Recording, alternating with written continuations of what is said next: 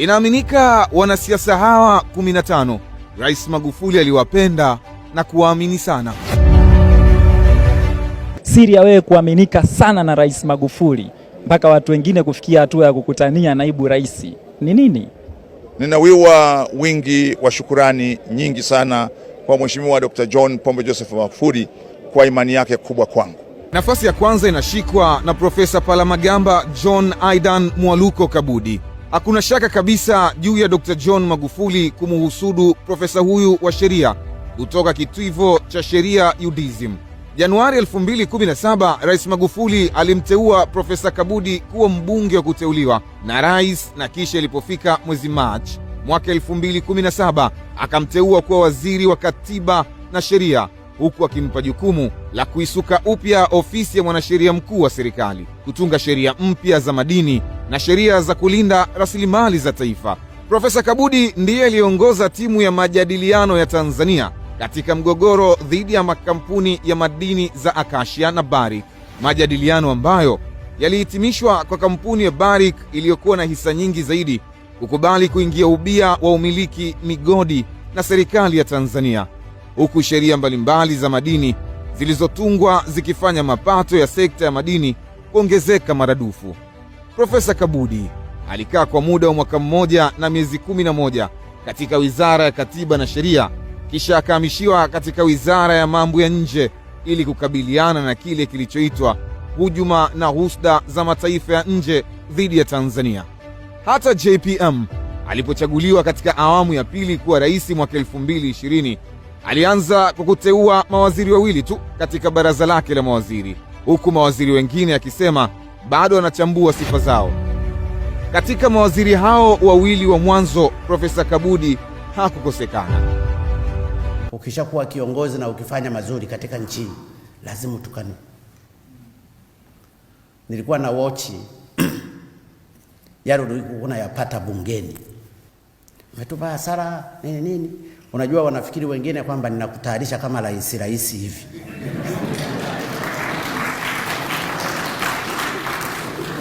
Rais atayarishwe,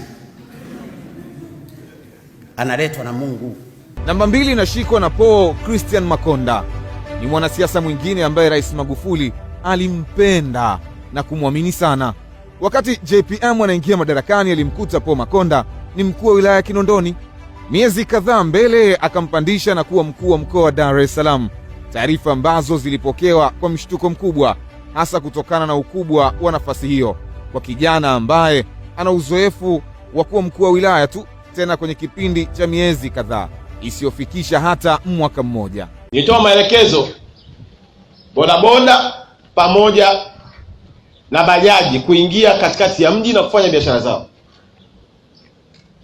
Kuna mpuuzi mmoja ameanza kupita na kukamata bodaboda. Hakuna mkuu wa mkoa mwingine. Niko na bado nipo. Bodaboda, bajaji, mnaendelea kuingia katikati ya mji na kufanya shughuli zenu za kiuchumi. The rest was history. Makonda akiwa mkuu wa mkoa alikuwa mwamba kwelikweli, huku akionekana kama ni mkono wa kuume wa JPM. Alisifika kwa jinsi alivyolazimisha mambo mbalimbali kutokea katika mazingira tata. Alisifika kwa kuanzisha operesheni mbalimbali tata zilizozua taharuki, ikiwemo kusaka wafanyabiashara wa dawa za kulevya. Katika operesheni ya madawa ya kulevya, fahari inayoitafuta na kuililia ni Dar es Salaam kutokuwa sehemu ya madawa ya kulevya. Kusaka wanaojihusisha na vitendo vya kujiuza na kusaka wanaojihusisha na vitendo vya ushoga. Alifanikisha mengi yasiyotarajiwa na kufanya JPM amuhifadhi moyoni na kummwagia sifa mara kadhaa kwa utendaji wake na kuonyesha kuwa alikuwa ni mtu anayeaminika sana. Kwa hiyo Makonda, wewe chapa kazi.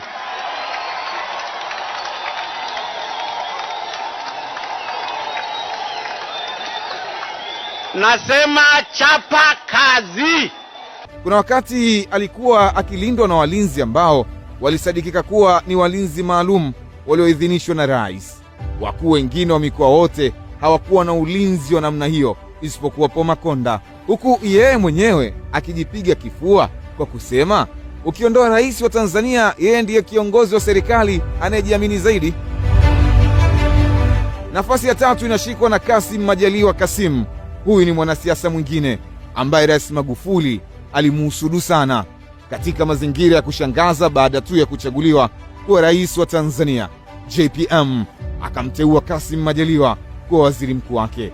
Alimteua kuwa waziri mkuu, ingawa Majaliwa hakuwahi hata kuwa waziri, na kuwaacha mawaziri wengi waliokuwa wana uzoefu mkubwa serikalini. Uzoefu pekee wa juu aliokuwa nao Majaliwa ilikuwa ni unaibu waziri katika serikali ya Rais Kikwete, tena kwa kipindi cha muda mfupi. Na katika pangapangua zake zote serikalini, Rais Magufuli hakuwahi kumgusa Kassim Majaliwa. Akamaliza naye miaka 5 ya muhula wa kwanza na akamteua tena katika muhula wa pili mwaka 2020 ili kuanza naye safari ya pili. Yeye mwenyewe Dr. Magufuli mara kadhaa alikuwa akimzungumzia Majaliwa kama mtu wa kuaminika sana, anayefanya kazi kubwa sana ndani ya serikali yake. Hakuna shaka ya kwamba Dr. Magufuli alimpenda na kumwamini sana Kassim Majaliwa, waziri mkuu wake na mbunge wa jimbo la Ruangwa Lindi. Nafasi ya 4 inashikwa na Dr. Bashiri Ali Kakurwa. Huyu ni mwanasiasa mwingine ambaye sisi Day2 News tunaweza kukueleza bila mashaka yoyote kwamba alipendwa sana na Rais Magufuli. Aliitwa kafu huyu CCM mwenyewe ni kwa sababu hawakutaka mabadiliko. Safari yao ilianza pale alipomteua kuongoza timu ya kuchunguza mali za CCM mwaka 2017, na muda mfupi baada ya kukamilisha kazi hiyo na kukabidhi ripoti, Rais Magufuli akamteua kuwa katibu mkuu wa CCM mwaka 2018. Uteuzi wa Dr. Bashiru kuwa katibu mkuu wa CCM ulitikisa medani za siasa za Tanzania kutokana na ukweli kuwa Dr. Bashiru hakuwa akijulikana na wengi kuwa ni mwanachama hai wa CCM na kuteuliwa kuwa mtendaji mkuu wa chama tawala, ilhali hajawahi kuongoza ngazi yoyote ndani ya chama. Iliwapa mshangao makada wengi wa CCM na hata wa upinzani. Dr. Magufuli mwenyewe aliwahi kuweka wazi kuwa alikumbana na upinzani mkubwa kutoka kwa wana CCM wenzake ambao hawakutaka mteue Dr. Bashiru, lakini yeye alilazimisha na kupuuza hoja za wana CCM ambao baadhi yao walimwambia kuwa Bashiru ni mwanachama wa chama cha upinzani cha CUF na sio mwana CCM. Rais Magufuli kuonyesha kuwa alimwamini sana Dr. Bashiru, alishangaza nchi tena kwa kumteua kuwa katibu mkuu kiongozi mwezi Februari mwaka 2021. Ilikuwa cheo ambacho kingemfanya kuwa ndiye msimamizi mkuu wa watumishi wa umma. Mshangao huo ulitokana na ukweli kuwa Dr. Bashiru hakuwahi kuwa bosi au kiongozi wa taasisi yeyote ndani ya utumishi wa umma zaidi ya kuwa mhadhiri wa chuo kikuu cha Dar es Salaam. Nafasi ya 5 ni Dr. Philip Isdori Mpango. Ni mwanasiasa mwingine ambaye Dr. Magufuli alimpenda na kumwamini sana. Ikumbuke kwamba kwa muda mrefu Dr. Mpango alikuwa mtumishi wa umma akifanya shughuli za kitaalamu na za kitaaluma zaidi kutokana na ubobezi wake wa masuala ya kiuchumi. Alipanda ngazi mbalimbali ndani ya utumishi wa umma na kufikia naibu katibu mkuu wa Wizara ya Fedha na baadaye kuwa mkuu wa kitengo cha mipango Ikulu kabla ya kuteuliwa kuwa kaimu kamishna wa TRA, na mwishoni Dr. Magufuli akamteua kuwa waziri wa fedha na mipango katika baraza lake, nafasi ambayo hakuwahi kumtoa hata mara moja licha ya kufanya mabadiliko ya mawaziri mara kwa mara. Hata Rais Magufuli alipochaguliwa katika muhula wake wa pili mwaka 2020, alianza kuunda baraza la mawaziri kwa kuteua mawaziri wawili pekee, huku wengine akisema bado anatafakari. Kati ya mawaziri hao wawili ilikuwa ni Dr. Philip Mpango na Profesa Palamagamba Kabudi pekee. Nafasi ya 6 inashikwa na Humphrey Polepole. Ni mwanasiasa mwingine ambaye vipo viashiria vya wazi kuwa alipendwa sana na Rais John Magufuli. Mapema baada ya kuingia madarakani, alimteua kuwa mkuu wa wilaya ya Musoma na kisha baadaye akamhamishia wilaya ya Ubungo, kisha akamteua kuwa katibu wa itikadi na uenezi, nafasi ambayo ilizidi kumpa umashuhuri zaidi na kubadili kufahamika kwake kutoka wanaharakati mpaka kuwa mwanasiasa. Kwa kuwa Polepole hakuwahi kuwa kiongozi wa ngazi yoyote ndani ya CCM, ilionekana kama Dr. Magufuli amemuingiza mwanaharakati katika nafasi nyeti sana ya chama, na wengine kupata hofu kama angemudu vyema kutekeleza majukumu yake, kwani kwa nafasi hiyo ilikuwa inamfanya kuwa msemaji wa chama, akisema kwa niaba ya mwenyekiti wa chama ambaye alikuwa ni rais. Baada ya kumalizika kwa uchaguzi mkuu wa mwaka 2020, Rais Magufuli alimteua Polepole kuwa mbunge wa Bunge la Jamhuri ya Muungano wa Tanzania, na miezi michache baadaye Rais Magufuli akafariki dunia. Baadhi ya wadadisi wa mambo wanaamini kwa jinsi Rais Magufuli alivyompenda Humphrey Polepole, basi kuna uwezekano kuwa alikuwa na mpango wa kumteua kuwa waziri katika miezi michache mbeleni, kama alivyofanywa kwa Profesa Kabudi ambaye alianza kumteua mbunge kwa miezi kadhaa kisha akamteua kuwa waziri. Wa saba ni Profesa Kitila Alexander Mkumbo. Ni mwanasiasa mwingine ambaye kwa udadisi wetu Day2 News tunaweza kusema kuwa Rais Magufuli alimpenda na kumheshimu sana. Mara kadhaa alimzungumzia kwa uzuri na aliamua kumteua kuwa katibu mkuu wa Wizara ya Maji, ingawa hapo awali alikuwa mshauri mkuu wa chama cha ACT Wazalendo. Baadhi ya watu mashuhuri wanaielezea Day2 News kuwa Rais Magufuli alimpenda sana Profesa Kitila kwa sababu ya uwezo wake mkubwa wa kujenga hoja za kitaaluma na hoja za kisiasa, huku pia akiwa mtafiti na mshauri mzuri wa uongozi na siasa. Profesa Mkumbo yuko hapa, hebu simama. Profesa Mkumbo ni wa chama cha ACT, wala sio CCM. Ni wa chama cha ACT. Nimemteua kuwa katibu mkuu. Watu wengine walishangaa, atateuaje wa ACT? Si nimemwona ana akili. Inaaminika na wengi kuwa huenda Profesa Kitila angeenda kugombea ubunge jimbo la Iramba na kumng'oa Dr. Mwigulu Nchemba, lakini katika dakika za lala salama ilielezwa kuwa Rais Magufuli anawahitaji wote wawili, Kitila na Mwigulu. Hivyo profesa akaamua kwenda kugombea ubunge jimbo la Ubungo, Dar es Salaam, na baada ya kushinda akateuliwa na Rais Magufuli kuwa waziri wa uwekezaji. Nafasi ya 8 yupo mwanasiasa mwingine ambaye inaelezwa kuwa Rais Magufuli alimpenda na kumwamini sana. Huyu ni mama yetu Samia Suluhu Hassan. Naam, Rais Magufuli alimwamini sana kwa mara ya kwanza Julai mwaka 2015 kwa kuamua kumteua kuwa mgombea mwenza wake baada ya kupitishwa kuwania urais kupitia CCM. Kupitia uamuzi huo wa JPM, ikiwa ni mara ya kwanza kwa Tanzania kupata makamu wa rais mwanamke, ambapo kikatiba makamu wa rais ndiye msaidizi mkuu wa rais akitekeleza majukumu mbalimbali anayotumwa na rais. Baada ya kufanya naye kazi kwa miaka 5 kama makamu wake wa rais, JPM hakupoteza imani na Samia, kwani alimwamini tena kwa mara ya pili na kumteua kuwa mgombea mwenza wake. Na baada ya ushindi katika uchaguzi wa mwaka 2020, Samia akawa makamu rais kwa mara nyingine tena, ambapo alifanya naye kazi kwa miezi 5 tu ndipo akakumbwa na umauti. Mtiriko huo wa kihistoria ndio unafanya leo Tanzania iwe na Samia Suluhu Hassan kama rais wa kwanza mwanamke, kwani baada ya Rais Magufuli kufariki, basi moja kwa moja makamu wake akaingia katika wadhifa wa urais wa nchi. Mama huyu, nasema kwa dhati bila unafiki, ni mchapakazi, ana heshima, kila nikimtuma anaenda, lakini hata sura yake nzuri. Nafasi ya 9 inashikwa na huyu mwanasiasa mwingine anayesadikika kuwa alipendwa sana na Rais Magufuli, ni Balozi John William Kijazi.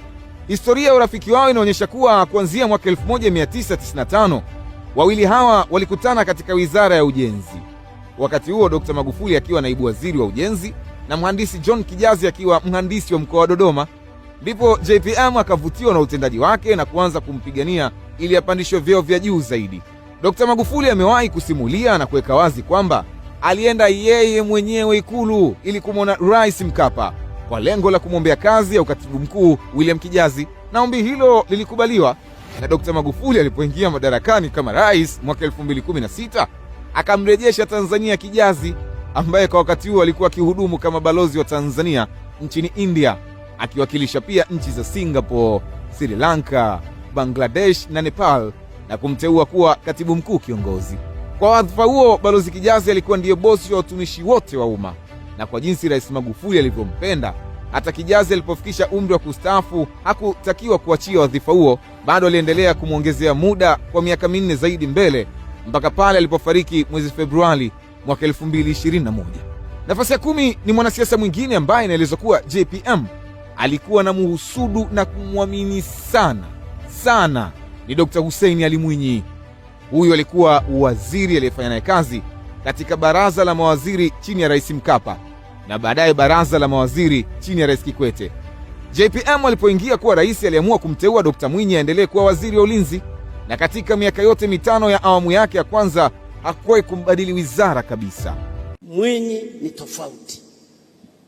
Nataka niwape siri moja ambayo sijawahi kuwapa hapa na sikutakiwa kuzungumza hapa, lakini leo naisema. Wakati nimechaguliwa kupeperusha bendera ya Chama cha Mapinduzi mwaka 2015, niliyokuwa nimewachagua wawe wagombea wenza alikuwa ni Mwinyi na Mama Samia. Huo ndio ukweli. Mama Samia asingekuwa mwanamama, makamu wa rais alikuwa ni Mwinyi.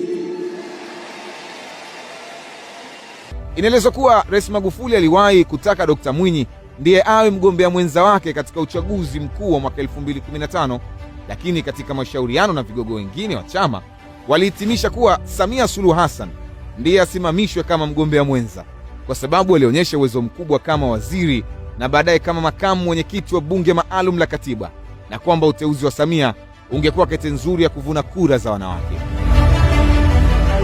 Wa 11 ni Lengai Ole Sabaya.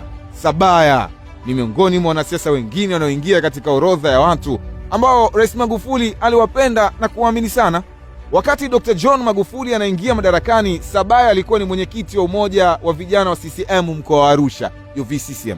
Baadaye akashtakiwa kwa tuhuma mbalimbali ikiwemo kufanya utapeli maeneo mbalimbali kwa kujitambulisha kama afisa wa usalama wa taifa. Hata hivyo, kesi hiyo ikaondolewa mahakamani miezi michache mbele kwa kile kilichoelezwa kwamba mwendesha mashtaka wa serikali kutokuwa na nia ya kuendelea nayo. Miezi kadhaa baadaye ikatoka taarifa ya Rais Magufuli kumteua kuwa mkuu wa wilaya Hai mkoani Kilimanjaro, ambako alihudumu mpaka mwaka 2021 alipokuja kuondolewa ili kupisha uchunguzi wa makosa mbalimbali ya jinai. Alikuwa mkuu wa wilaya Hai Lengai Thomas Ole Sabaya alikuwa DC wa kipekee kutokana na nguvu kubwa aliyokuwa nayo, ikiwemo kuendesha operesheni mbalimbali hata nje ya wilaya yake, huku ikiaminika kwamba ni maagizo kutoka juu. Hata aliposhtakiwa mahakamani kwa tuhuma za jinai, Sabaya alijitetea chini ya kiapo ya kwamba alikuwa akitumwa na Rais Magufuli kazi hiyo maalum katika wilaya na mikoa mbalimbali. Namba 12 ni Job Yustino Ndugai, spika mstaafu wa Bunge la Jamhuri ya Muungano wa Tanzania. Pia huwezi kumwondoa katika orodha ya wanasiasa na viongozi ambao Rais John Magufuli aliwapenda na kuwaamini. Huyu ndiye alikuwa spika wa bunge kwa miaka yote ambao Rais Magufuli alikuwepo madarakani, na mara nyingi Rais Magufuli alikuwa akimwagia sifa kuwa anafanya kazi nzuri katika uendeshaji wa bunge, licha ya kuwepo malalamiko mengi kutoka vyama vya upinzani. Septemba 7 mwaka 2017, wakati Rais Magufuli akipokea ripoti za uchunguzi kuhusu madini ya almasi na Tanzanite, aliweka wazi kwamba amekuwa akifanya kazi kwa ushirikiano wa karibu sana na Spika Ndugai, kiasi kwamba hata spika alipotaka kuunda tume ya uchunguzi wa madini hayo alimpigia simu na kushauriana naye kuhusu namna ya kuunda timu hiyo. Wa 13 ni Salum Ali Hapi, ni kiongozi mwingine ambaye tunaweza kutanabaisha kuwa alipendwa na kuaminiwa zaidi na Rais Magufuli katika zama za utawala wake. Alipoingia madarakani alimkuta kijana huyu ni mtumishi tu wa kawaida ndani ya CCM, lakini ilipofika tarehe 18 Aprili mwaka 2016 akamteua kuwa mkuu wa wilaya ya Kinondoni, ambako alihudumu kwa kipindi cha zaidi ya miaka 2, na kutokana na Rais Magufuli kupendezwa na utendaji wake akaamua kumpandisha zaidi. Julai mwaka 2018 akamteua kuwa mkuu wa mkoa wa Iringa, ambapo alihudumu kwa zaidi ya miaka 3. Akiwa mkuu wa wilaya ya Kinondoni na Iringa, Ali Hapi alikuwa akionyesha jinsi alivyoyavaa kisawasawa madaraka hayo kutoka kwa rais, huku mara kadhaa akijitokeza na kuwavaa watu mbalimbali walioonekana mbele ya macho yake kwamba wanamkosea heshima Rais Magufuli. Ni kwa wazee, nataka nirudie kusema tena, Membe na wenzako, kaeni kimya, kwa sababu hampambani na Rais Magufuli, mnapambana na nchi yetu. Kaeni kimya. And this is a warning, sababu tunawajua wengi wao, tunawajua kama vijana. wa nchi hii. Hatuwezi kukaa kimya. Rais anahujumiwa na unasikia mazungumzo ya mambo yanapikwa ya kumhujumu rais. Genge linakaa linatengeneza mipango ya kudhoofisha serikali. Mimi nasema wazee wetu wamekengeuka. Namba 14 ni mwanasiasa kutoka chama cha upinzani cha NCCR Mageuzi. Namzungumzia James Francis Mbatia. Hii awamu ya 5 inajitahidi kufanya yale ambayo yapo kwenye malengo hayo, na pale ambako panakuwa ni hasi kidogo, basi wanatafuta namna gani ya kupaongezea ili paweze pakawa ni chanya. Naye anaingia katika orodha ya watu waliopendwa na kuaminika na Rais Magufuli. Haikujulikana mara moja ukaribu na urafiki wao ulishamiriwa na jambo gani, lakini katikati ya vita kati ya Rais Magufuli na vyama vya upinzani, ghafla Mbatia alionekana kuwa mtu mpya mwenye kuaminika sana na Rais Magufuli. JPM alimzungumzia vyema mara kadhaa Mbatia, huku akimwagia sifa kama kiongozi mzalendo wa upinzani ambaye amekuwa akisikiliza ushauri wake mara kadhaa. Ulipokaribia uchaguzi mkuu wa mwaka 2020, ushirika na ukaribu wa JPM na Mbatia ulikolea zaidi, huku Mbatia akianza ziara za ujenzi wa chama ambazo baadhi ziliwaacha watu midomo wazi baada ya kuonekana akipokewa na viongozi wa serikali, ili hali wapinzani wengine walikuwa wakikabiliwa na kashikashi za vyombo vya dola. Baadhi waliamini kuwa huenda kuna mpango wa NCCR Mageuzi kuwa chama kikuu cha upinzani unasukwa, na hata wabunge na madiwani mbalimbali wa chama kikuu cha upinzani yani Chadema wakaanza kuhama na kutimkia NCCR Mageuzi. Ilishangaza katika macho ya kawaida wabunge 5 wa Chadema kutimkia NCCR Mageuzi katika chama kilichokuwa na mbunge mmoja tu kwa wakati huo ambaye ni Mbatia mwenyewe. Hapa ndipo wakati watu tunatakiwa kusimama pamoja katika kupambana hili. Na mimi nampongeza sana Mheshimiwa Mbatia, namtaja openly. Ni mwanasiasa mzuri. Wakati wa vita ni wakati wa vita. Wote tushikamane kwenda mbele. Na mpaka ananiandikiaga na message, uwe na moyo mkuu, tuendelee kuchapa kazi. Ni mwanasiasa wa opposition, lakini angalau ni muelewa. Hata hivyo, katika uchaguzi mkuu huo wa 2020 mambo hayakwenda kama ilivyotazamiwa. NCCR Mageuzi haikuambulia mbunge hata mmoja. Wa 15 na wa mwisho katika orodha yetu ni Anthony Mtaka, mwanasiasa mwingine aliyependwa sana na kuaminika sana na Rais Magufuli. Hili linaweza kuthibitika kupitia matamshi mbalimbali ambayo JPM mwenyewe aliwahi kuyatoa kuhusu Anthony Mtaka. Aliwahi kumwelezea kuwa ndiye mkuu wa mkoa anayefanya kazi nzuri zaidi kuliko wote aliowateua, na hilo lilileta mshtuko mkubwa kwa sababu mkuu wa mkoa huyo hakuwa na makeke sana ukilinganisha na wakuu wa mikoa wengine. Lakini pia Rais Magufuli aliwahi kueleza jinsi alivyokumbana na upinzani wa washauri wake ambao hawakutaka mteue Anthony Mtaka katika nafasi yoyote hata ya ukuu wa wilaya, lakini yeye aliwakatalia na kumteua kutoka kwenye ukuu wa wilaya na kuwa mkuu wa mkoa wa Simiyu. Mtaka anaelezwa na vyanzo mbalimbali kuwa aliaminika na kupendwa sana na Rais Magufuli. Naam, hii ndiyo orodha ya wanasiasa na viongozi 15 ambao walipendwa na kuaminika sana na Rais John Magufuli wakati wa uongozi wake. Huu ni uchambuzi na maoni binafsi ya mchambuzi wa masuala ya kisiasa, Charles William. Kama wewe ulikuwa mfuatiliaji wa mambo wakati huo, basi unaweza kutuandikia maoni yako na kuongeza listi ya watu wengine